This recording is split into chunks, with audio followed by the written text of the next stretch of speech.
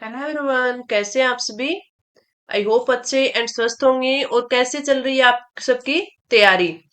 तो चलिए, आज की जो हमारी क्लास रहने वाली है वो आपकी राजस्थान सीटी 2024 और आपके महिला सुपरवाइजर 2024 की रहने वाली है। और इसमें आज का जो हमारा मॉडल पेपर है वो आपका तीसरा रहने वाला है। इससे पहले हमने दो टेस्ट है वो कर लिए थे। और अगर टेस्टों की बात करें तो ये जो आपके सीटी 2024 है और महिला सुपरवाइजर है, इन दोनों का सिलेबस सेम होने के कारण है एक ही क्लास में हम इन दोनों के मॉडल टेस्ट पेपर है वो कर रही हैं। आज का जो आपका टेस्ट है उसमें नंबर ऑफ जो क्वेश्चंस है उसकी जो संख्या है आपके ज्यादा रहने वाली है। और मैं कोशिश कर रही हूँ कि आगे से आगे आपको ज्यादा एमसीक्यूज है वो करवाए जाए। टेस्ट आपका काफी इंपॉर्टेंट है। आपने पिछले अगर दो टेस्ट है वो नहीं देखे हैं तो उनको जरूर देखना। आपको पता चलेगा कि अब तक हमारी जो तैयारी है वो किस लेवल की है और आगे हमें किस लेवल की तैयारी करनी है। अगर हम महिला सुपरवाइजर के प्रीवियस पेपर की बात करें तो महिला सुपरवाइजर का जो आपका 2018 की वैकेंसी थी और एग्जाम 2019 में हुआ था, वो जो मास्टर पेपर था वो मैंने हमारे टेलीग्राम चैनल पर आपको प्रोवाइड करवा दिया था। और आप उसको भी देखना, एनालाइज करना कि आपको उस पेपर में अब तक क्या आता है। अगर वो आज वो आपका पेपर होता तो आप उसमें कितने क्वेश्चंस है वो अटेम्प्ट कर पाते। आप अपना ऐसे एनालाइज करोगे तो आपको पता चल जाएगा कि हमें और कितना पढ़ने की जरूरत है और किस हिसाब से और किस वे में पढ़ने की जरूरत है। अगर उस पेपर की बात करें तो उस पेपर में वो भी क्वेश्चन देखना जो अपन ने पिछले दो टेस्ट में किए हैं। क्या हम जो टेस्ट कर रहे हैं उनमें जो हम क्वेश्चन कर रहे हैं वो हम एग्जाम के लेवल के कर रहे हैं। ये चीज एनालाइज आप खुद करोगे। अगर आप सीधा ही पढ़ते रहोगे तो इससे आपका एनालाइज नहीं होगा। साथ में ही महिला सुपरवाइजर की जो वर्ल्ड हिस्ट्री की क्लासेज है वो शाम को आपको प्रोवाइड करवाई जाती है, जिसमें मैंने आपको दो क्लासें प्रोवाइड करवाई है।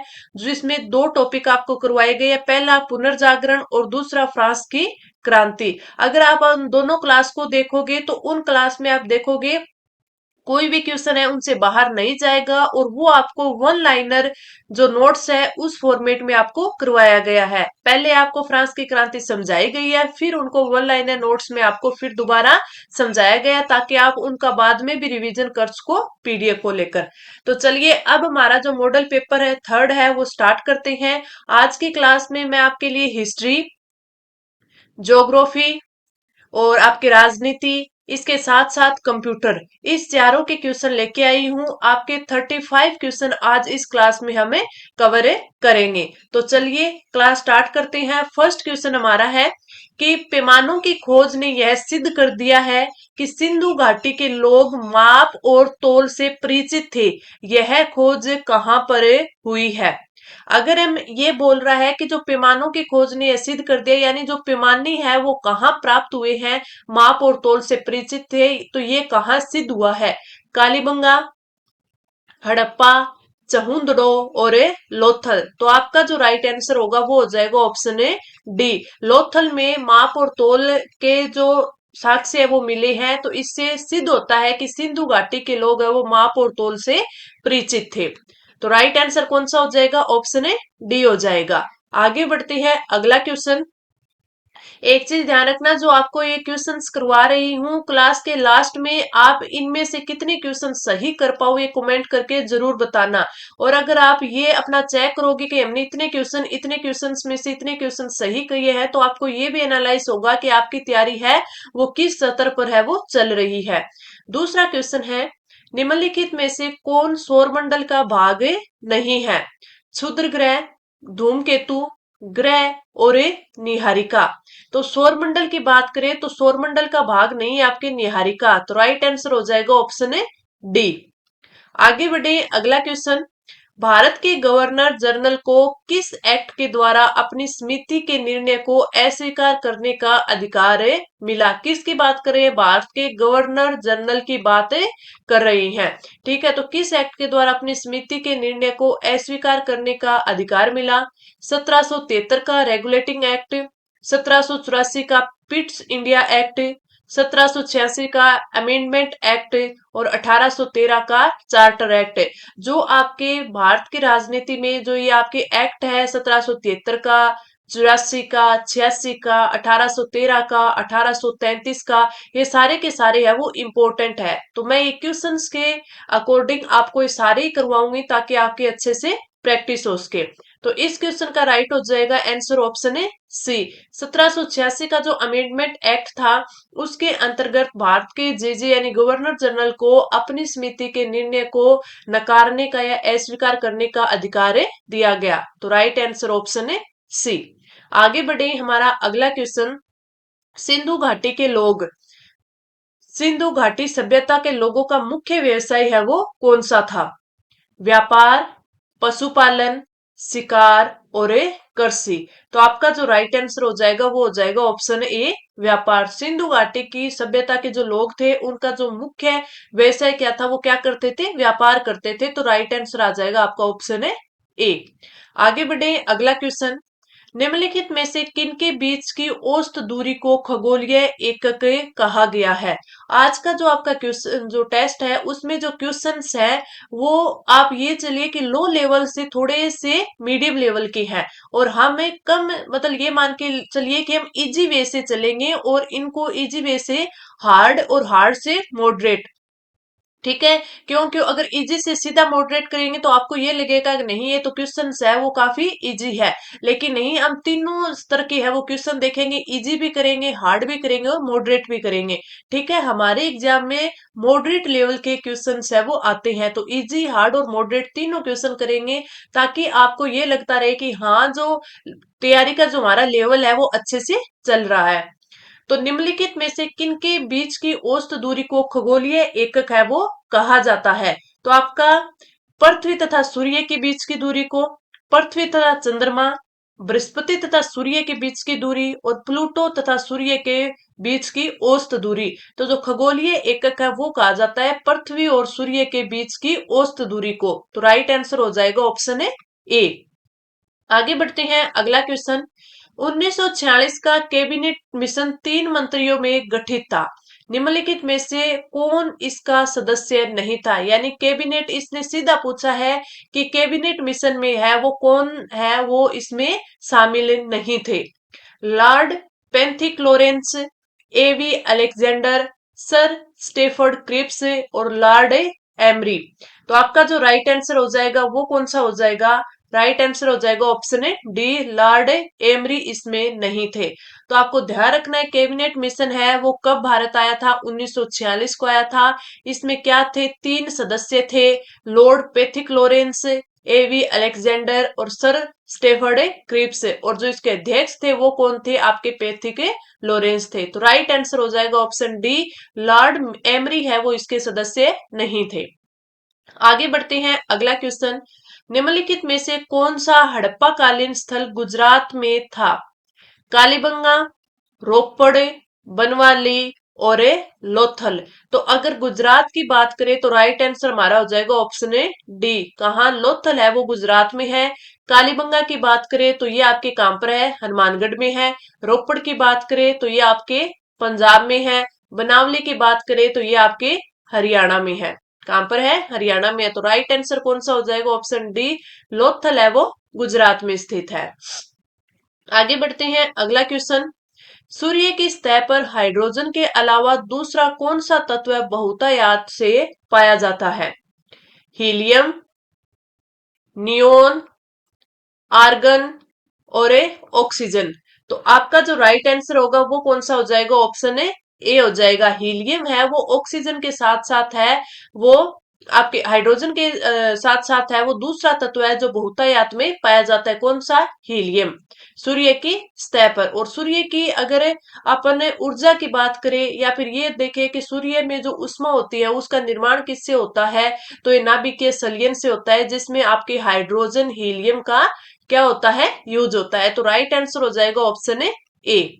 आगे बढ़े हमारा अगला क्वेश्चन।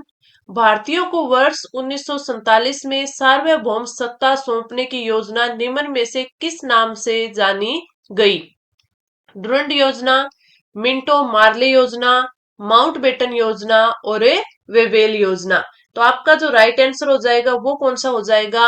आपका ऑप्शन है सी, माउंटबेटन योजना है जो 1947 में बनी थी। उसमें जो भारतीयों को है वो सत्ता सौंपने की योजना का नाम है दिया गया। तो right answer option C, Mountbatten योजना।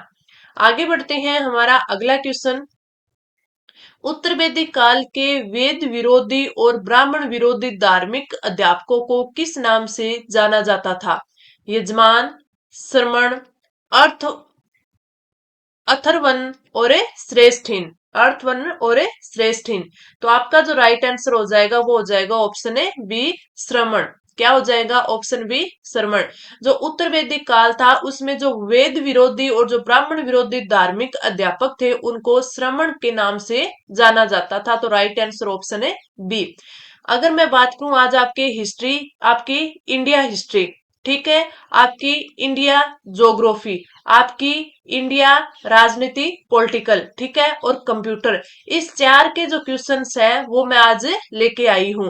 तो एक टॉपिक इंडिया हिस्ट्री का आज हम कवर कर रहे हैं, एक टॉपिक आज हम इंडिया ज्योग्राफी का कवर करेंगे, एक जो आपका टॉपिक होगा वो इंडियन पॉलिटिकल का करेंगे, और पॉलिटिकल में जो टॉपिक है वो आपका कौन सा हो जाएगा, जो शुरू के हमारे जो क्वेश्चंस बनते हैं पॉलिटिकल में हम पढ़ते हैं, तो जो आपका पॉलिटिकल इतिहास है उससे जो क्वेश्चन बनते हैं वो आज हमें कवर करेंगे। तो आगे बढ़ते हैं, अगला हमारा क्वेश्चन है, सौरमंडल का कौन सा ग्रह लगभग पृथ्वी जितना बड़ा है? तो मरकरी, बुध, मार्स, मंगल, और विनस, शुक्र, और प्लूटो, यम। तो आपका जो राइट आंसर है वो क्या हो जाएगा? आपको ध्यान रखना है, आपका राइट आंसर हो जाएगा ऑप्शन है सी, विनस, शुक्र। अगर आपको पता हो तो विनस शुक्र है, इसको क्या कहते हैं? पृथ्वी की जुड़वा बहन भी बोला जाता है, जुड़वा बहन बोला जाता है इसको। शुक्र को और क्या बोला जाता है? इसको सर्वाधिक चमकीला ग्रह बोला जाता है, चमकीला ग्रह बोला जाता है। भोर का तारा भी किसे बोला जाता है? भोर का तारा किसे बोला जाता है? शुक्र को बोला जाता है। अगर हम बात करें कि सूर्य से दूरी के हिसाब से बात करें तो सबसे कम दूरी है, सबसे कम दूरी किसकी है? बुध की है सूर्य से। उसके बाद आता है शुक्र, शुक्र है वो दूसरे नंबर का ग्रह है। उसके बाद आती है पृथ्वी। ये मैंने आपको पहले भी टेस्ट में करवाया था, तो आप याद रखना, अगर आपसे पूछ ले कि शुक्र है वो सूर्य से कितने दूर या कितने नंबर का ग्रह है, तो ये 2 नंबर का ग्रह। शुक्र ऐसा ग्रह है जिसका कोई भी उपग्रह नहीं है, कोई भी उपग्रह नहीं है। तो बुध और शुक्र ऐसे 2 ग्रह जिनके कोई भी उपग्रह नहीं है। तो ये चीजें आपको ध्यान में रखनी है। राइट आंसर हो जाएगा ऑप्शन है सी।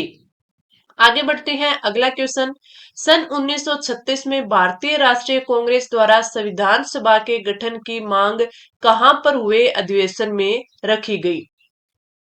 कानपुर, फैजपुर, मुंबई और लाहौर। तो आपका जो राइट आंसर हो जाएगा वो हो जाएगा ऑप्शन सी। आपका ऑप्शन है सी, फैजपुर। फैजपुर में है वो क्या? भारतीय राष्ट्रीय कांग्रेस द्वारा संविधान सभा के गठन की मांग है वो की गई थी, संविधान सभा के गठन की मांग। तो आपसे पूछा जा सकता है कौन से अधिवेशन में? फैजपुर के अधिवेशन में। कब हुआ था? 1936 में हुआ था। तो राइट आंसर ऑप्शन है बी आ जाएगा। आगे बढ़ते हैं, अगला क्वेश्चन, भारत के राज चिन्ह में प्रयुक्त होने वाला शब्द सत्यमेव जयते किस उपनिषद से लिया गया है? मुंडक उपनिषद, कठ उपनिषद, इस उपनिषद, और बृहदारण्यक उपनिषद। तो आपका जो राइट आंसर होगा ऑप्शन ए, मुंडक उपनिषद से है वो सत्यमेव जयते शब्द लिया गया है। ये तो लगभग सभी का सही होगा। आगे बढ़ते हैं, निम्नलिखित में से कौन सा ग्रह सूर्य का चक्कर सबसे कम समय में लगाता है? बुध, शुक्र, पृथ्वी और मंगल। तो राइट आंसर हो जाएगा ऑप्शन ए। अभी मैंने पिछले क्वेश्चन में बताया था कि सूर्य के सबसे नजदीक ग्रह है वो है बुध, उसके बाद में है शुक्र, उसके बाद में पृथ्वी, और उसके बाद में मंगल। तो इसी हिसाब से चक्कर लगाएंगे, सबसे कम समय बुध को लगेगा, उससे ज्यादा शुक्र को, उससे ज्यादा पृथ्वी को, और उससे ज्यादा मंगल को। फिर आ जाएगा बृहस्पति, शनि, अरुण, वरुण। तो ये इनका क्रम में चलता रहता है। अगर आपको एक ये क्रम याद हो जाता है तो आपके सारे क्वेश्चन है वो लगभग जो इससे ग्रह से पूछे जाते हैं सारे सही हो जाएंगे। तो इस क्वेश्चन का राइट आंसर ऑप्शन है ए हो जाएगा।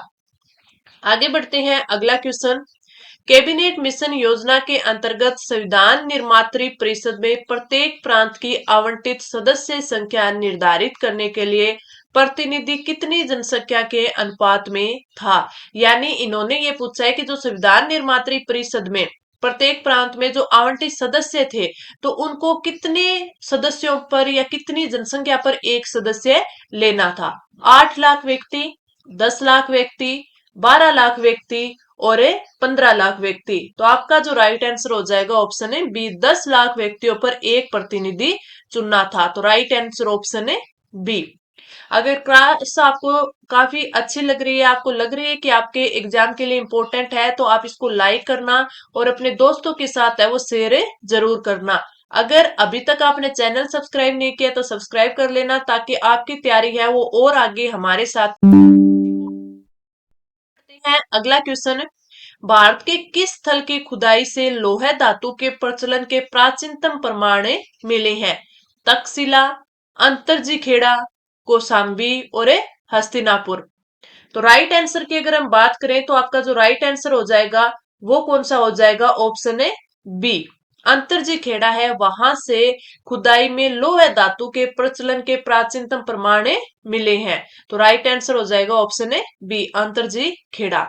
आगे बढ़ते हैं, अगला क्वेश्चन, निम्नलिखित में से किसे ब्लू प्लेटिनम में कहा जाता है? शनि, पृथ्वी, बृहस्पति और मंगल।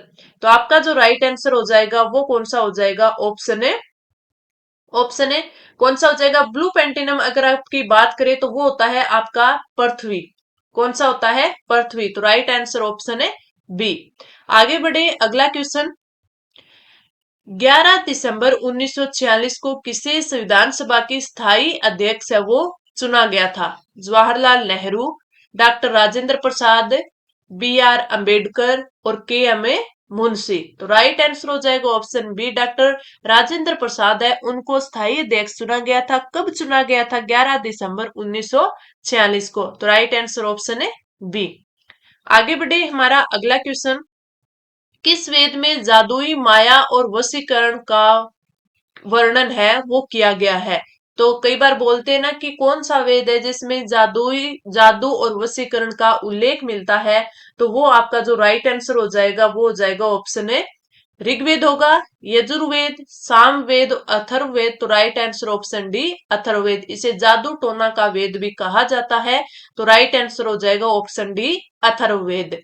आगे बढ़े, अगला क्वेश्चन, यह किसने सर्वप्रथम प्रतिपादित किया कि सूर्य हमारे सौरमंडल का केंद्र है और पृथ्वी उसकी परिक्रमा करती है? न्यूटन ने, गैलीलियो ने, पाणिनि ने और कोपरनिकस ने। तो आपका जो राइट आंसर होगा कि जो सूर्य हमारे सौरमंडल का केंद्र है और उसके चारों ओर है, पृथ्वी उसकी परिक्रमा करती है, ये बात कोपरनिकस ने कही थी। तो राइट आंसर ऑप्शन है डी हो जाएगा। आगे बढ़ते हैं, अगला क्वेश्चन, संविधान की प्रारूप समिति के समक्ष प्रस्तावना का प्रस्ताव है वो किसने रखा था? डॉक्टर बी आर अंबेडकर ने, बी एन राव ने, महात्मा गांधी ने और जवाहरलाल नेहरू ने। तो राइट आंसर ऑप्शन डी हो जाएगा। जो संविधान की जो प्रारूप समिति थी संविधान सभा की, उसके सामने प्रस्तावना का या फिर बोल दे उद्देशिका का जो प्रस्ताव है वो किसने रखा था? जवाहरलाल नेहरू जी ने रखा था, यानी उस टाइम के भारत के प्रधानमंत्री ने। तो राइट आंसर ऑप्शन डी। आगे बढ़ते हैं, ऋग्वेद में निम्नलिखित किन नदियों का उल्लेख है वो अफगानिस्तान के साथ आर्यों के संबंध का सूचक है? अस्किनी, परुष्णी, कुंभा या क्रुम और विपासा। क्या है? विपासा। तो आपका जो राइट आंसर हो जाएगा वो हो जाएगा ऑप्शन सी, कुंभा। कौन सा हो जाएगा? कुंभा या कर्मु? क्या हो जाएगा? कर्मु। तो right answer option C. Rigveda में जो कुंभा नदी दी गई है उसका उल्लेख है वो अफगानिस्तान के साथ आर्यों के संबंध को दर्शाता है। तो राइट आंसर ऑप्शन है सी हो जाएगा। आगे बढ़ते हैं, हमारा अगला क्वेश्चन, पृथ्वी तथा सूर्य के मध्य सर्वाधिक दूरी किसके दौरान होती है? उत्तर अयनात के द्वारा, दक्षिण अयनात के द्वारा और अपसौर के द्वारा और उपसौर के द्वारा। तो आपका जो राइट आंसर होता है वो होगा ऑप्शन है सी। जब अपसौर की दशा होती है तो उस टाइम पृथ्वी और सूर्य के बीच में है वो दूरी है वो क्या होती है, सर्वाधिक होती है। और जब उप उपसुर होता है तो क्या होती है, सर्वाधिक कम होती है। और ये क्या होती है, सर्वाधिक अधिक होती है। ठीक है, सबसे कम दूरी होगी उपसुर की घटना के समय और अपसौर में अधिक दूरी होगी। आगे बढ़े। भारतीय के लिए संविधान सभा की रचना हेतु संविधान सभा का विचार निम्नलिखित में से किसने सर्वप्रथम और किसने प्रस्तुत किया था, यानी निम्नलिखित में सर्वप्रथम किसने प्रस्तुत किया था। स्वराज पार्टी ने 1924 में, कांग्रेस पार्टी ने 1936 में, मुस्लिम लीग ने 1942 में और सर्वदल सम्मेलन ने 1946 में। तो आपका जो राइट आंसर हो जाएगा वो हो जाएगा ऑप्शन है ए। अगर आपसे सर्वप्रथम विचार की बात कर ले तो स्वराज पार्टी ने सर्वप्रथम ये जो विचार है संविधान सभा का तो ये दिया था स्वराज पार्टी ने। कब दिया था, 1924 में। Right answer option A. आगे बढ़ते हैं, अगला क्वेश्चन। किस शासक ने गंगा एवं सोन नदियों के संगम पर पाटलिपुत्र नामक नगर की स्थापना की थी। आपसे पूछा जा सकता है पाटलिपुत्र नगर है वो किस नदियों के संगम पर स्थित था, तो गंगा और सोन नदी के। इसकी स्थापना है किसने की या फिर इस नगर को किसने बसाया, अजातशत्रु, उदयन, अशोक और घनानंद। तो आपका जो राइट आंसर हो जाएगा वो हो जाएगा उदयन ने है वो पाटलिपुत्र नामक स्थान है या नगर है उसको बसाया था। आगे बढ़ते हैं, अगला क्वेश्चन। किसमें पृथ्वी के अलावा अन्य जीवन की संभावना है क्योंकि वहां का पर्यावरण जीवन के लिए बहुत अनुकूल है। बृहस्पति, मंगल, यूरोपा और चंद्रमा। तो आपका जो राइट आंसर है वो हो जाएगा ऑप्शन बी। मंगल ग्रह है वहां पर भी पर्यावरण जीवन के लिए बहुत अनुकूल है, तो वहां पर पृथ्वी के अलावा भी जीवन की संभावना की जा सकती है। तो राइट आंसर हो जाएगा ऑप्शन बी, मंगल ग्रह। आगे बढ़े, अगला क्वेश्चन। संविधान पांडुलेखन समिति का निम्नलिखित में से कौन सदस्य नहीं था। मोहम्मद सादुल्ला, ए के अय्यर, एक के अमे मुंशी और जवाहरलाल नेहरू। तो आपका जो राइट आंसर हो जाएगा ऑप्शन डी हो जाएगा। जो संविधान पांडुलेखन समिति थी उसके सदस्य नहीं थे जवाहरलाल नेहरू और मोहम्मद सादुल्ला थे, एक के अय्यर थे, के एम मुंशी भी थे। तो राइट आंसर ऑप्शन है डी। आगे बढ़ते हैं, अगला क्वेश्चन। निम्नलिखित में से कौन सा एक ईसा पूर्व से छठी सदी में, ईसा पूर्व से छठी सदी में प्रारंभ में भारत का सर्वाधिक शक्तिशाली नगर राज्य था। गंधार, काशी, कंबोज और मगध। तो आपका जो राइट आंसर हो जाएगा वो हो जाएगा ऑप्शन डी, मगध। मगध है वो ईसा पूर्व से छठी सदी तक है वो भारत का सर्वाधिक शक्तिशाली राज्य था। तो राइट आंसर ऑप्शन है डी। आगे बढ़े, अगला क्वेश्चन। सूर्य के गिर्द परिक्रमा में निम्न में से कौन सा ग्रह अधिकतम समय लेता है। अगर आपने ये क्वेश्चन ध्यान से अगर किया है, मैंने पहले भी आपको बताया था, तो उससे आप इस क्वेश्चन को राइट कर सकते हो। पृथ्वी, बृहस्पति, मंगल और शुक्र।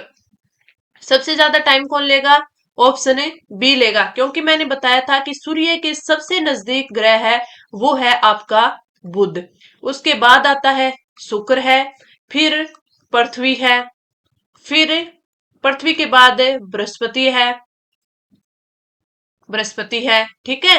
नहीं, पृथ्वी के बाद कौन है, मंगल है, मंगल है, और उसके बाद कौन सा है, बृहस्पति है।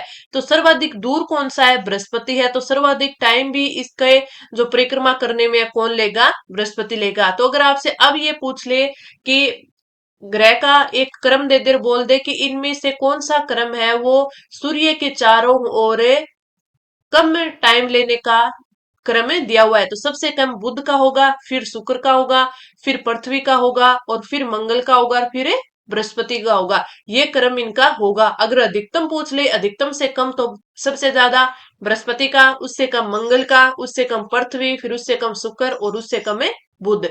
तो सबसे ज्यादा टाइम कौन लेगा, बृहस्पति लेगा। आगे बढ़ते हैं, अगला क्वेश्चन। निम्नलिखित में से वे दो शब्द कौन से हैं जिनका समावेशन 42वें संशोधन द्वारा संविधान की उद्देशिका में किया गया था। जो आपके संविधान की प्रस्तावना है, उद्देशिका है, उसमें जो संशोधन किए गए कौन से शब्द जोड़े गए हैं, वो किस संविधान संशोधन से जोड़े गए, वो संविधान संशोधन कब हुआ, ये चीजें इंपॉर्टेंट होती हैं। तो इसमें अगर बात करें कौन से दो शब्द जोड़े गए थे, धर्मनिरपेक्ष लोकतांत्रिक, प्रभुत्व संपन्न लोकतांत्रिक, समाजवादी धर्मनिरपेक्ष, धर्मनिरपेक्ष और गणतंत्र। तो आपका जो राइट आंसर हो जाएगा ऑप्शन सी हो जाएगा। समाजवाद और धर्मनिरपेक्ष दोनों शब्द है वो 42वें संविधान संशोधन में जोड़े गए थे। तो राइट आंसर ऑप्शन सी हो जाएगा। अब आगे बढ़ते हैं और आगे चलते हैं। अब हमारे जो आगे के 5 क्वेश्चन है वो आपके कंप्यूटर से रहने वाले हैं। क्यों? क्योंकि कंप्यूटर भी आपके सीईटी में भी आएगा और आपके महिला सुपरवाइजर में भी आएगा। हम इसको इजी से स्टार्ट करते हैं। सबसे पहले जो इजी क्वेश्चंस होंगे वो लाएंगे, आगे आगे इस लेवल को जो मॉडरेट करते हुए हार्ड तक लेके जाएंगे। वह हार्डवेयर डिवाइस कौन सी है जिसे आमतौर पर कंप्यूटर का ब्रेन यानी कंप्यूटर का दिमाग कहा जाता है? RAM chip, data input, CPU और सेकेंडरी स्टोरेज। तो राइट आंसर हो जाएगा ऑप्शन है सी। सीपीयू है उसको कंप्यूटर का ब्रेन या दिमाग है वो कहा जाता है। तो राइट आंसर ऑप्शन है सी। आगे बढ़े, अगला क्वेश्चन। किसी प्रोग्राम में बग क्या होता है? स्टेटमेंट, एरर, सिग्नेचर, बी और सी दोनों। तो राइट आंसर हो जाएगा ऑप्शन बी। किसी प्रोग्राम में अगर बग आ जाती है तो इसे क्या बोलते हैं कि उस प्रोग्राम में एरर आ गई है। तो राइट आंसर ऑप्शन है बी। आगे बढ़े, अगला क्वेश्चन। निम्नलिखित में से कौन सा कंप्यूटरों को टेलीफोन लाइनों का प्रयोग करके डाटा अंतरित करने की अनुमति देता है? कुंजी पटल, सीपीयू, मोडेम और प्रिंटर। तो आपका जो राइट आंसर होगा जो वो होगा ऑप्शन है सी। मोडेम है वो कंप्यूटर को टेलीफोन लाइनों का जो डाटा है वो अंतरित करने की अनुमति देता है। तो राइट आंसर ऑप्शन है सी हो जाएगा। आगे बढ़ते हैं, अगला क्वेश्चन। पहला सक्रियात्मक इलेक्ट्रॉनिक अंकीय कंप्यूटर है? एनिएक, ईडी, इडवेक भी बोल सकते हैं, ईडी सेक बोल सकते हैं, यूनिवेक बोल सकते हैं। तो आपका जो राइट आंसर हो जाएगा वो इसमें कौन सा होगा? ऑप्शन है एक। एनिएक है वो पहला सक्रियात्मक इलेक्ट्रॉनिक अंकीय कंप्यूटर है। तो आपसे पूछ ले कि पहला इलेक्ट्रॉनिक अंकीय कंप्यूटर कौन सा है, तो वो है ENIAC. ENIAC right answer option है ए। आगे बढ़े, अगला क्वेश्चन। निम्नलिखित में से कौन सा www का सही रूप है? आपको एक क्वेश्चन है वो फुल फॉर्म से संबंधित कंप्यूटर में जरूर पूछा जाता है। तो आपको एक एक करके मैं काफी सारी इसकी जो फुल फॉर्म होंगी वो आपको कवर करवा दूंगी। Window world wide, web working window, world working web, world wide web. तो डब्ल्यू का सही रूप होता है world wide web. Right answer option है डी। तो ये मैंने आपको आज के टेस्ट के 35 क्वेश्चन करवाए हैं। क्लास कैसी लगी कमेंट करके जरूर बताना, अच्छी लगी तो लाइक और शेयर जरूर करना। अब हम मिलते हैं शाम की क्लास में जो कि आपके महिला सुपरवाइजर के हिस्ट्री की, वर्ल्ड हिस्ट्री की क्लास रहेगी, जिसमें हम आज अमेरिका की क्रांति करेंगे। हमने पुनर्जागरण और फ्रांस की क्रांति कर ली है। तो अब हम मिलते हैं शाम की क्लास में, तब तक के लिए धन्यवाद।